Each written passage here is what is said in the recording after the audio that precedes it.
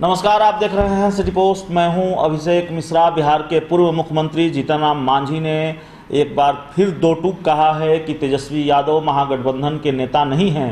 तेजस्वी यादव अपनी party RJD के नेता हैं। वो अपनी पार्टी के नेता हो सकते हैं, महागठबंधन का नेता कौन होगा महागठबंधन के लोग तय करेंगे। जीतन राम मांझी बेगूसराय के दौरे पर थे और बेगूसराय के दौरे पर उन्होंने ये बयान देकर बिहार में राजनीतिक गर्माहट को बढ़ा दिया है। खासकर महागठबंधन के अंदर खाने एक बार फिर गर्माहट पैदा कर दी है। जीतन राम मांझी ने कहा कि महागठबंधन में जो दल हैं वो एक साथ बैठेंगे, कोऑर्डिनेशन कमेटी बनेगी और कोऑर्डिनेशन कमेटी ही तय करेगी कि महागठबंधन का नेतृत्व कौन करेगा। तो ये लगातार दिख रहा है कि तेजस्वी यादव के हाथों में महागठबंधन की कमान कोई भी सहयोगी दल देना नहीं चाहता।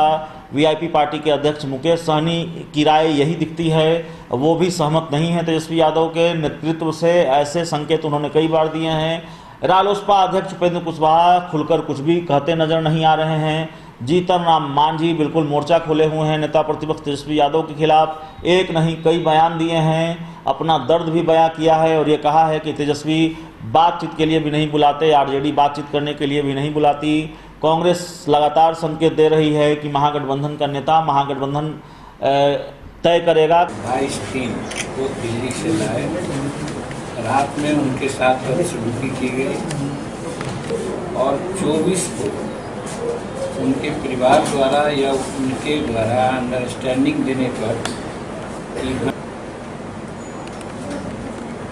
24 तारीख को रात में ये बात आई कि साहब उनकी मृत्यु हो गई है हिरासत में ही। क्या तो आत्महत्या कर ली है। पुलिस का कंटेंशन है कि आत्महत्या कर ली है। महागठबंधन सशक्त है, लेकिन एक बात जरूर है, लगता है कि महागठबंधन तोड़ने का कोई लोग साजिश कर रहा है। यही कारण है कि महागठबंधन में कोऑर्डिनेशन कमेटी नहीं बनने दे रहा है। आपने देखा होगा कि नेता तेजस्वी प्रसाद अच्छे हैं, मुख्यमंत्री लायक हैं, हम बहुत पहले कहा है, लेकिन उनको लोग भरवा रहे हैं। अब कैसे भरवा रहे हैं? गोपालगंज में एक हत्या हुई तो उनका प्रोग्राम बना दिया गोपालगंज में, इसलिए कि बक्सर में एक यहाँ क्या नाम है, अरुण यादव या क्या, वो एक आदमी के जो उनके गुरु हैं उनको क्या अनाज भला कर दिए थे। तो आज देखिए उनके भूमि को लोग अटैच कर रहा है और वहाँ के आदमी को वहाँ पहुँचाने के लिए जा रहा था। वहीं पर हमने कहा एक जगह गोपालगंज क्यों आप जा रहे हैं? आप जाइए भोसवरी, आप जाइए आरा, आप जाइए औरंगाबाद, जहाँ मर्डर हुआ है, जहाँ रेप हुआ है, वहाँ सब नेता विरोधी दल हैं, तो सबको बात को लेके जाना चाहिए, करना चाहिए। तो वो नहीं गए और फिर नेक्स्ट डे आपने देखा होगा कि भुसवरी भी गए और नौबतपुर भी गए। मेरा कहने का मतलब एक ही सजेशन होता तो वो एक ही साथ सब मारना होता। हम लोग राज्यपाल के यहाँ धुकम धुकी करता, हम लोग सब पिटाते, लाठी चलती, हम लोगों को मिलता टीआर कि हाँ भाई लोग अच्छा काम कर रहे हैं, लेकिन मिलजुल कर करते तब ना। तो वही लिए हम कर रहे हैं कि मिलजुल करके काम कीजिए, कोऑर्डिनेशन से काम कीजिए। हम समझते हैं कि महागठबंधन सशक्त रूप में एनडीए को जवाब दे सकते हैं। सर, इस बार आपकी पार्टी एनडीए गठबंधन के साथ रहेगा या महागठबंधन के साथ चुनाव लड़ेगा? हमारा तो आज नहीं 6 महीना से चल रहा है जी कि आप अकेला कोई आदमी बोल दे, एक पार्टी या एक आदमी उस बात को हम नहीं मानने वाले। हम 5 हैं, पांचों बैठ करके विचार करके समाज पर जा करके आप लोगों से बात करेंगे कि हमारा ये नीति है, हमारे ये लोग हैं, उसको हम मान्य कर। वो अगर नहीं करेंगे तो महागठबंधन के साथ रहने का कोई औचित्य नहीं। सबको बात को लेके जाना चाहिए, करना चाहिए।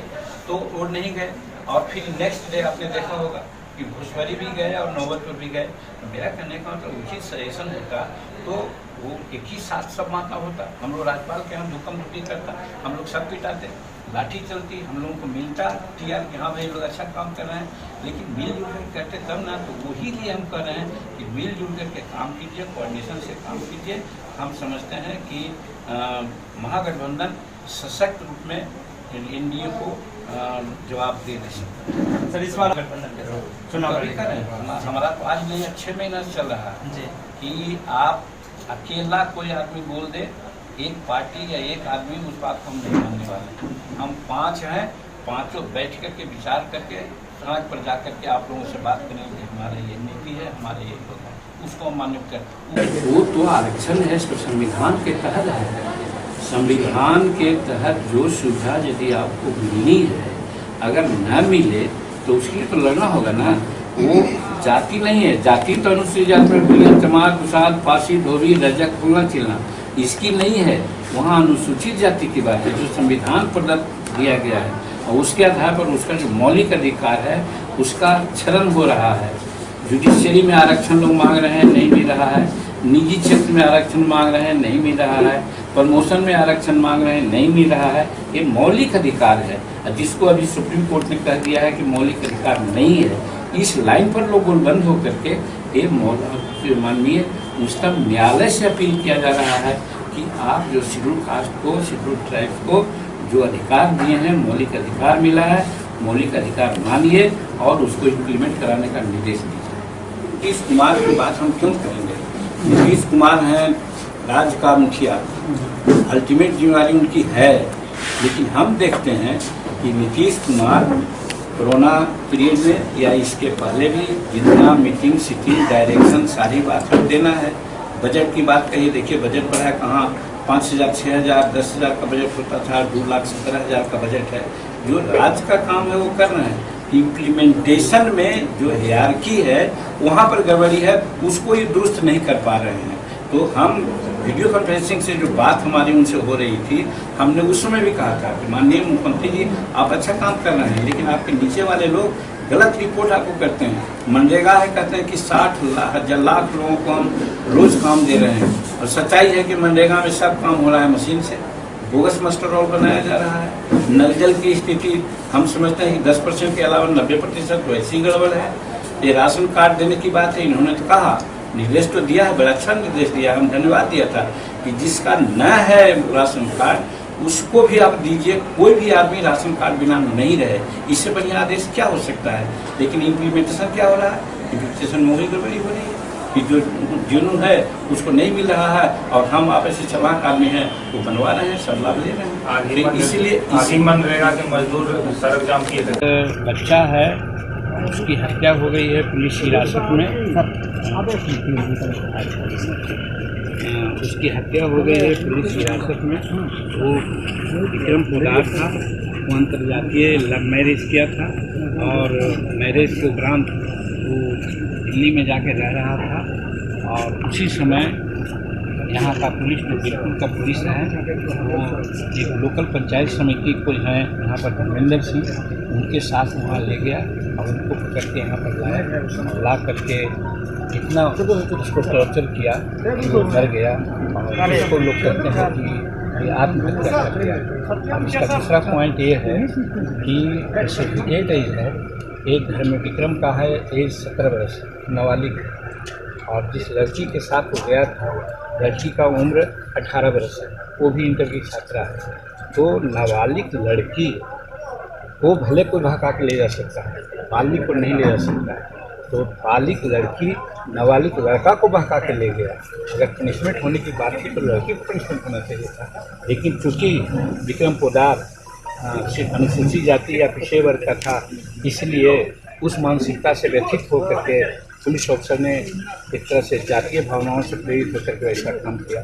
और फिर इसका एक तो उदाहरण ये भी है कि जब सोशल मीडिया पर संतोष ठाकुर जो है छतौना का नागकोठी थाना का, उसने जब कहा कि भाई उसके साथ नहीं होगा तो हम लोग लॉकडाउन को तोड़ेंगे, तो उसको पकड़ करके इतना मारा गया कि हॉस्पिटल में भी जाने के काम हम लोग नहीं उसका इलाज। कल जो कांग्रेस के प्रदेश अध्यक्ष हैं मदन मोहन झा, उनका बयान सामने आया और उन्होंने ये कहा कि महागठबंधन का नेता महागठबंधन के लोग तय करेंगे, बैठक होगी और महागठबंधन में शामिल दल मिलजुल कर तय करेंगे कि महागठबंधन की कमान किसके हाथों में होगी, किसके नेतृत्व में महागठबंधन चुनाव लड़ेगा। तो भाषा वही है कांग्रेस की भी जो भाषा जीतन राम मांझी की है। तो तेजस्वी यादव के नेतृत्व को लगातार महागठबंधन के सहयोगी दल खारिज कर रहे हैं। जीतन राम मांझी लगातार कोऑर्डिनेशन कमेटी की मांग करते रहे हैं, और एक बार फिर जब वो बेगूसराय के दौरे पर पहुंचे तो उन्होंने बड़ा बयान दिया और गर्माहट बढ़ा दिया